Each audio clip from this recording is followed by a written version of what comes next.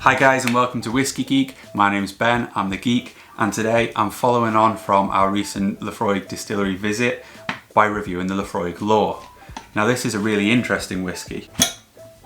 Each time that I've come to it and poured a dram, it's kind of developed, it's shown new layers, new biases in the flavours and the aromas.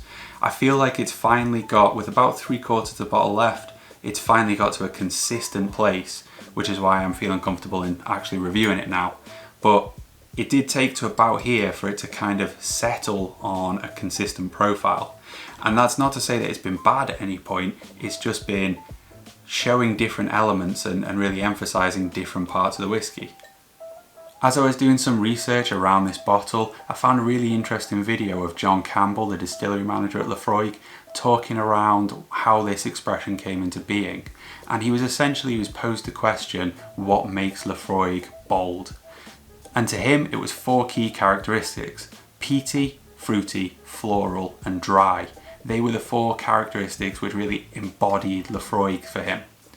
So what he's tried to do here is capture that and make an expression that brings all of those elements together and really showcases them.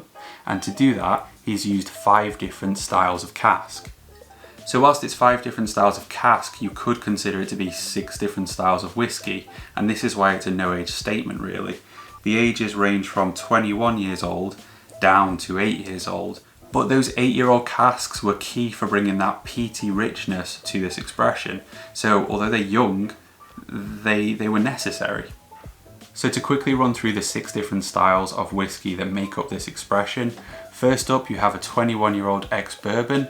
Now that brings tropical fruits. Then you have a 10-year-old first fill Oloroso, which brings jammy fruits, a sweetness. Then you have the 8-year-old ex-bourbon, which brings that wealth of rich peat.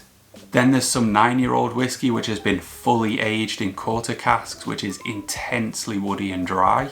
Some 11-year-old European oak, virgin or refill, he didn't say, but that brings the floral notes. And then finally, 15-year-old ex-bourbon, and that brings the body, the mouthfeel, the texture to the whisky. So hopefully you're beginning to get a picture of just how much care and attention has gone into making the Lore. You know, this is a no-age statement for the right reasons. It's because if they labelled it an 8-year-old, which is the most they legally could, it would just pale into comparison with the other expressions on the shelves. It wouldn't get the attention it deserves. So I'm going to put this one down as a shade 10, Amontillado. So let's explore that nose. So front and centre there's quite an ashy, almost tarry, quite soft peaty note. It's a little bit rubbery, not as medicinal as you would normally find in a Laphroaig, a bit more earthy. But you do get those briny maritime notes. It's very full and there's kind of a meatiness to it. A hint of cereal, it's a little bit oily, but there's a rich woodiness. It's got all of the depth of the quarter cask, but the intensity is turned down. It's got some nice soft fruit tones in there, but it's not overly sweet. It's kind of sitting behind the other elements, and it is taking a tropical turn, you know, mangoes, pineapple, and persimmon fruit, interestingly. You know, it's more fleshy than sweet. That wood's kind of starting to build into a little bit of a peppery prickle. And there is quite a pollen-y floral tone. You know, it's almost pushing like a surface cleaner, a little bit solventy. I think those cereals, oils and meaty tones are kind of combining with me now to frazzlers. They're like bacon flavoured crisps. It's got a rich nose, really pleasant, and a lot to unpack, a lot to digest. So let's move on and try the palate. Again, it's a lovely soft, smooth and sweet entry. It's those sherry influences that come through at the forefront. It's a little bit fruity, more of that persimmon. And it's really got a nice mouth coating, nice feel to it. It's got a really nice body to it. Hopefully you can see the legs there on the glass. There's like a floral heather note which leads into the dry wood. It's a little bit ashy, a little bit tarry. And some of those medicinal tones are starting to build, they're accumulating. So it kind of seems to be pushing through to an early finish, but after a few sips it's opening up to more fruity tones. There's kind of orange clementines and a really sweet strawberry compote kind of tone. A touch medicinal, a touch briny. Then onto the finish, it's a wave of wood and smoke.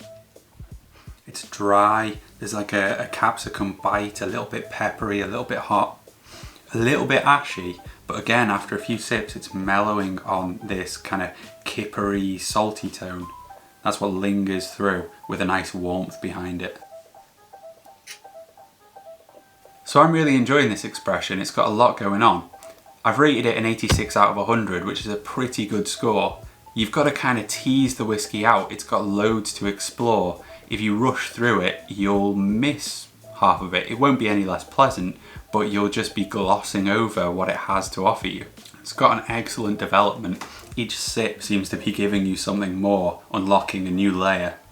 Now this bottle was a gift over Valentine's Day, but I have managed to find another one for about 55 quid, and at that price, it's a steal.